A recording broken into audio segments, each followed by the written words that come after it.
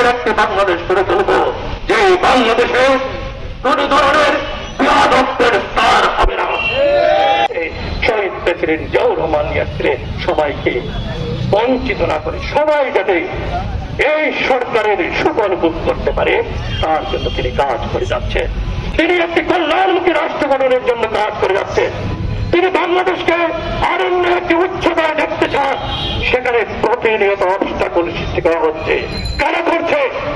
সেই একই গোষ্ঠীর পতিত প্রেসিডেন্টের সাথে হাত মিলিয়ে আজকে স্পষ্ট পরিবদ্ধ হয়।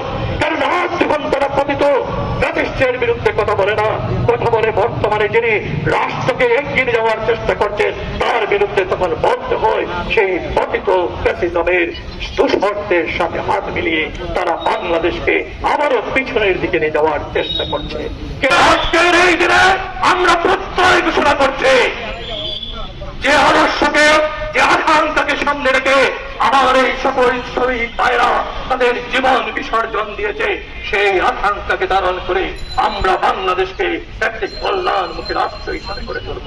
আমরা একটি গণতান্ত্রিক বাংলাদেশ গড়ে তুলব, একটি অর্থনৈতিকভাবে সমৃদ্ধিশীল একটি বাংলাদেশ গড়ে তুলব, যে বাংলাদেশে কোন ধরনের